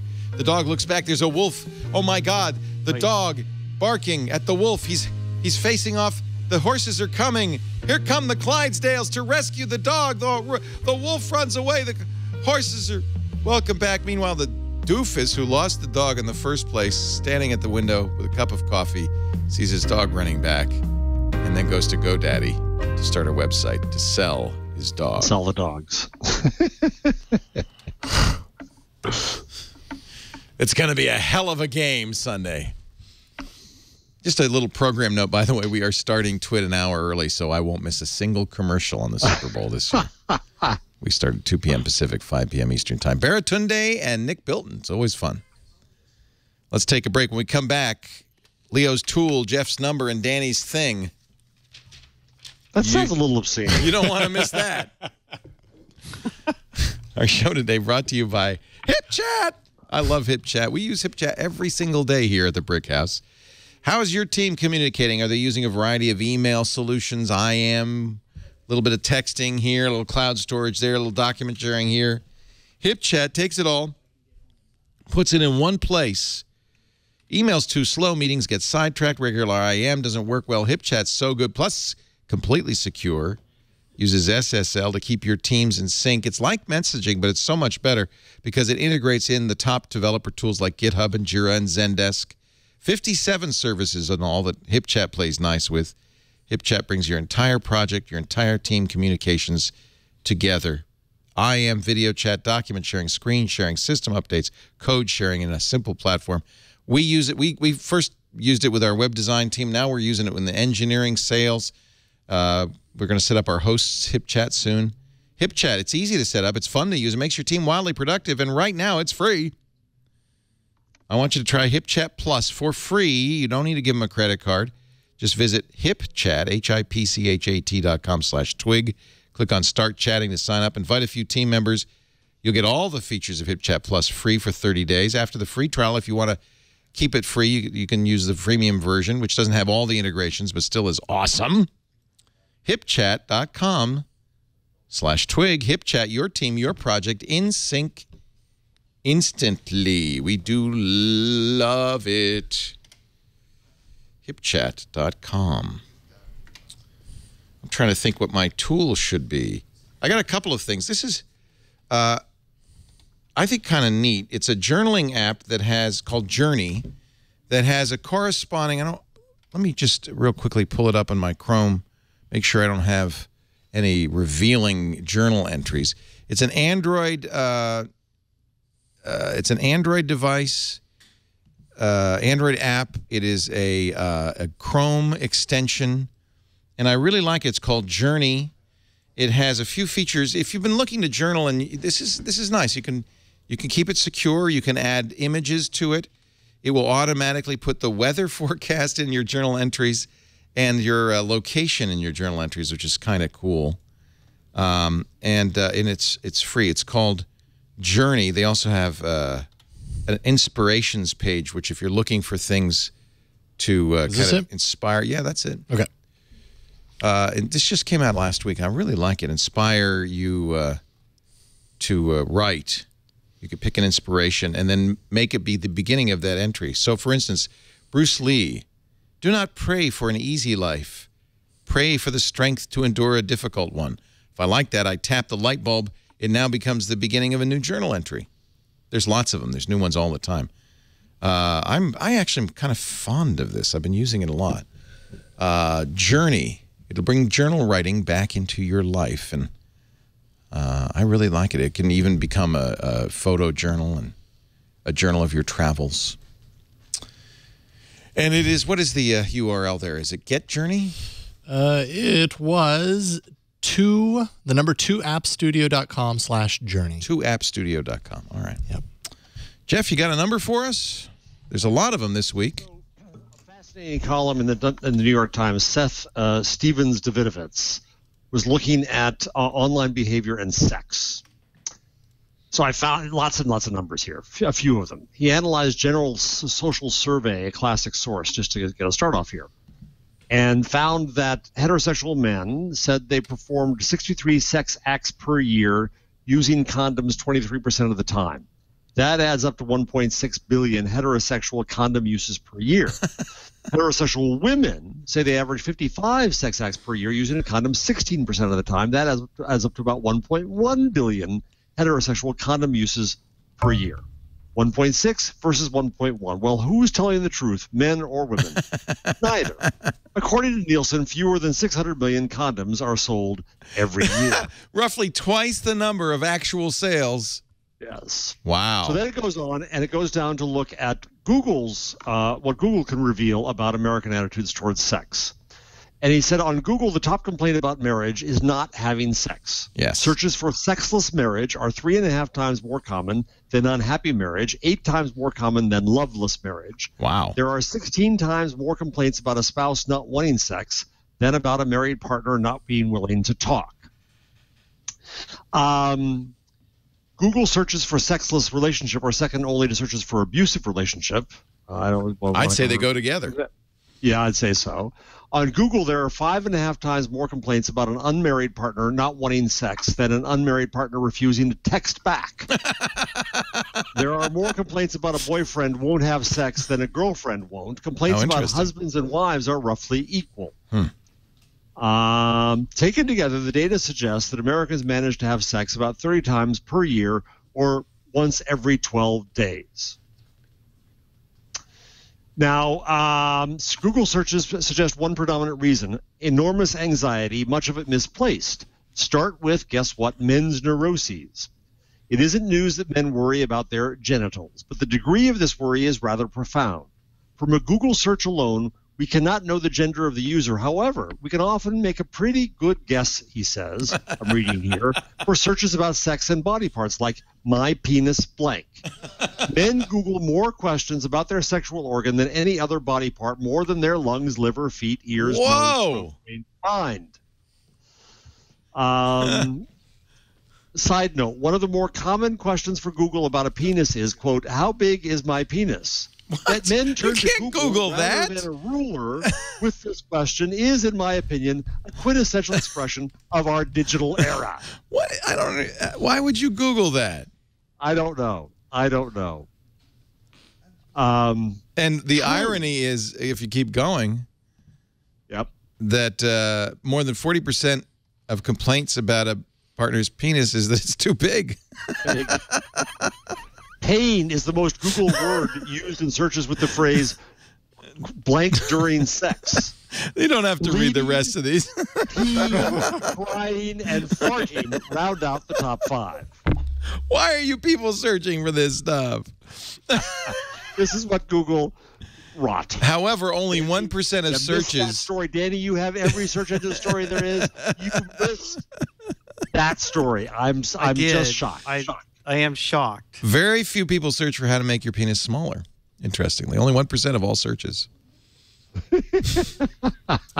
Well, that's.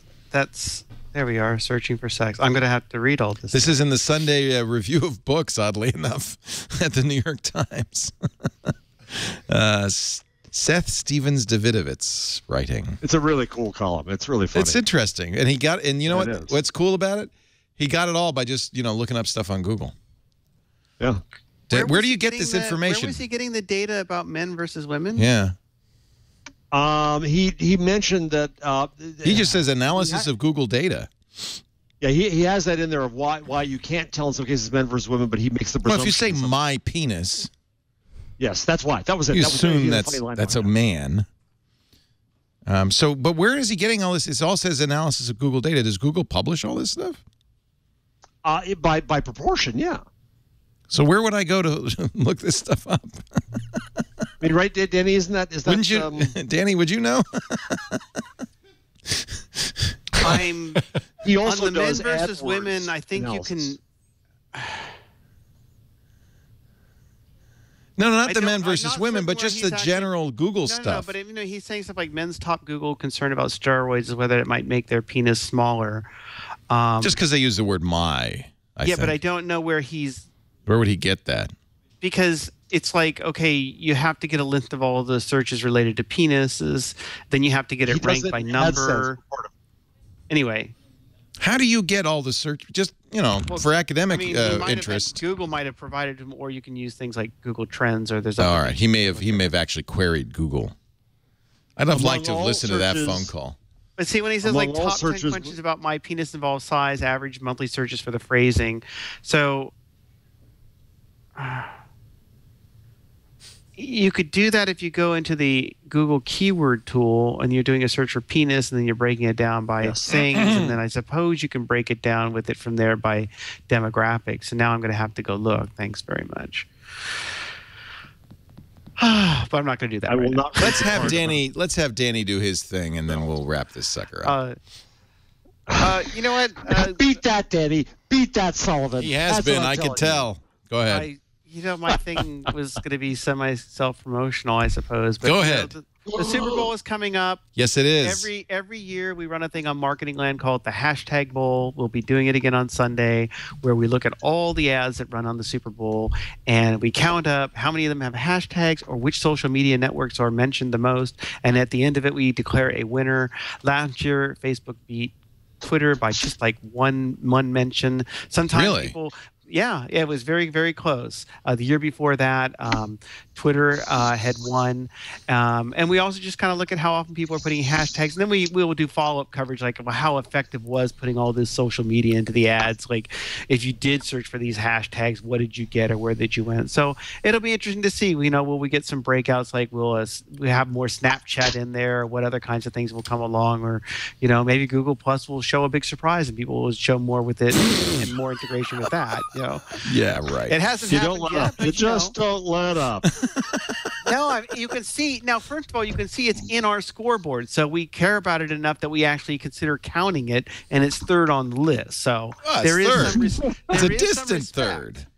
Yeah, but there's we're looking at what's going with it. But last year the numbers weren't so big. How's LO doing? LO. Oh yeah, no.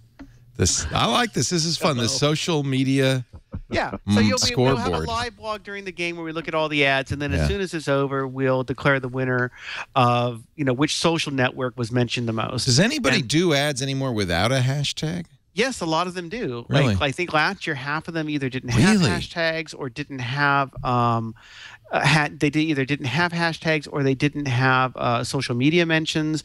And it's very common too that they do these things and then they don't pay attention to search. Right. So they put the ads up, then you can go search, and they've done a terrible job about helping you, find what the official ad was or what the official information was and all that sort of stuff. So it's kind of fun to look at it. We're also going to give out an award this year where we talk about which official campaign, which official advertiser we think did the best job during the Super Bowl with their ads and social media tie-ins, and who was the sort of best unofficial newsjacker coming in with it from there. And, of course, Facebook will have, once again, its Super Bowl hub. Facebook.com/Super Bowl. They've not done that before? No, I think it's new. So you can they're really trying like your favorite team. What is the Facebook hub? It's all things Facebook.com/Super Bowl stuff. Oh, you can just go tune in there and post. And if you start tweeting if you do a post from that page right now, it'll tell everybody you're watching the Super Bowl. Oh. Like do update status and it'll automatically say watching Super Bowl. You're like, that's kind of hard. If I'm sitting on this hub, really? Yeah. See where it says update status? Scroll down. Just put anything in there. Just put your cursor in there. Okay. Click. And then type a text. Type a text. You should see a little football. Oh my God, you're right. Not watching the Super Bowl right now. And post that, and now it says very confusingly, I am while I'm not. Yeah. In fact, it'd be amazing if I were. And then, look at it. Look at how it handles this. It's got a little thing with the logos of each team. A little football emoji. Wow. This is good marketing. Yeah, so they want to get people up there. This is the worst, by the way, picture in their banner at the top. Though. Yeah, what is that? It's a blurry. It's literally a blurry photo of Phoenix. It looks like deflated footballs. But it's okay. So Facebook. Here's a little tip. When you do a big picture at the top of your page, only the top part shows up. So those in-focus football helmets actually aren't visible. Looks like two giant turds. You'd think Facebook could know how to use Facebook a little better than that. Look at that. Just, here's a little tip.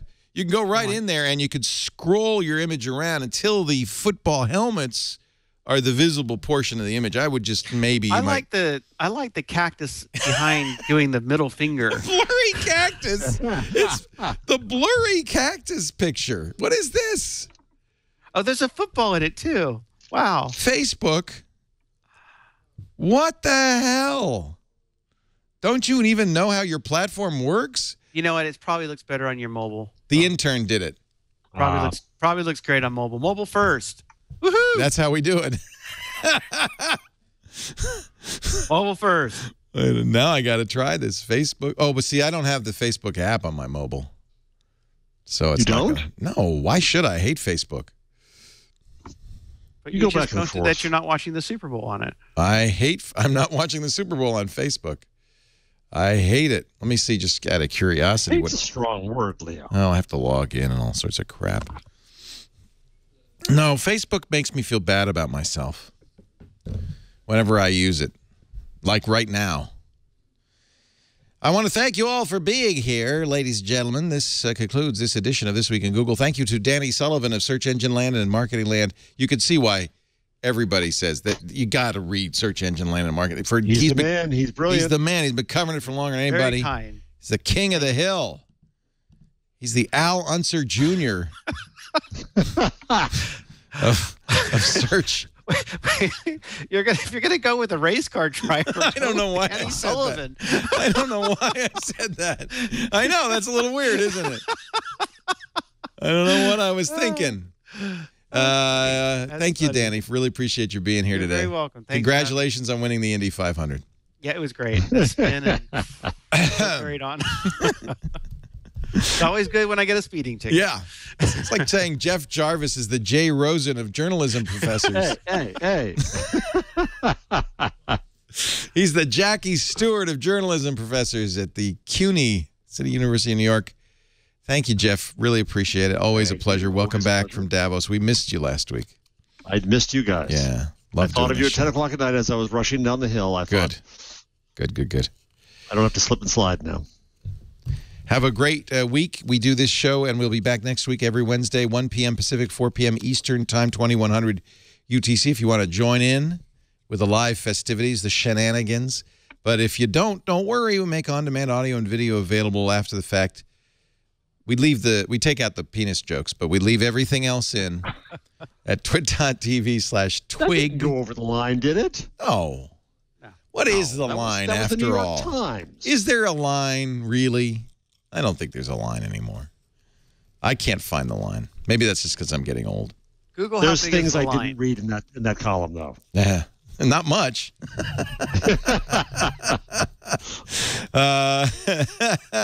You can also watch. I left out the olfactory part. Okay, thank you very much. Now I've got to go back and read that article. We'll see you next week. Thank you, everybody. Take care on This Week in Google. Bye-bye.